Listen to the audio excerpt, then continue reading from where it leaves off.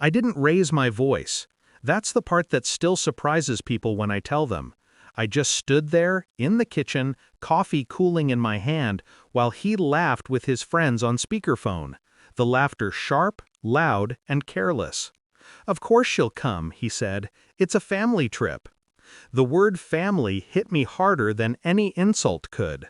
Because on that guest list, right beneath his cousins and old college buddies, was her name. His ex. And worse, the ex. The one who had once ripped through my life like a storm, left me picking glass out of my heart for years before he ever came along to save me. Now he was inviting them both. For a vacation? With me? We used to be good. That's what makes betrayal so precise. It can't cut you unless you trust the blade. When we first met, he was the calm I mistook for safety. Thoughtfulness wrapped in charm. He'd listen when I spoke, trace my hand when I couldn't sleep.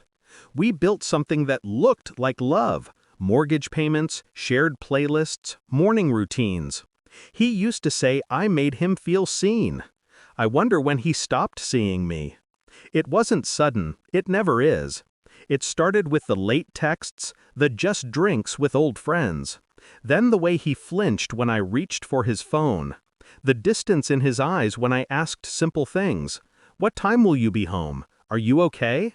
He'd answer, but his voice carried a rehearsed patience, like a teacher tolerating a slow student. And then, the slip. A group chat screenshot. His family trip plan, sent by mistake to me instead of his friend. A spreadsheet, dates, cabin arrangements, and 2 names circled, followed by a laughing emoji. Her and her. I didn't cry, I didn't scream, I just read it twice. Then once more, out loud, to make it real. That night, he came home smelling of whiskey and confidence. When I asked him about it, he smiled. That easy, dismissive smile of a man who thinks you'll forgive him again. "It's not a big deal," he said. "They're just part of the group. Don't make it weird." Don't make it weird. That's when something inside me shifted. The ache quieted, the fury focused. Because in that moment I saw him clearly. Not as my husband, but as a man who believed I was too loyal to ever walk away. He was wrong. The next morning I started planning. Not the trip, the exit. While he played pretend, I played patient. I smiled at his stories, laughed at the right times, nodded when he bragged about how chill I was being. Meanwhile, I was collecting things. Bank statements, account passwords, copies of emails he didn't know I could still access. I moved funds he never checked into a separate account. My account. Then I called a lawyer. Not for advice, for strategy. By the time he finalized the rental house for their family vacation, I had finalized my divorce papers. I waited until the night before their flight. He was packing, humming, carefree. I remember the sound of zippers and the faint smell of his cologne. He turned to me and said, "You're still not coming, right? I don't want drama." I smiled. "No, I'm not coming." At 2 a.m., I logged into the shared travel portal. Canceled every booking, every flight, every room, every car. Refunds routed straight to the joint account I emptied 2 hours later. Then I sent one email to everyone on that trip's list. A polite notice. "Due to unforeseen circumstances, the trip has been canceled. Please contact him for any clarification."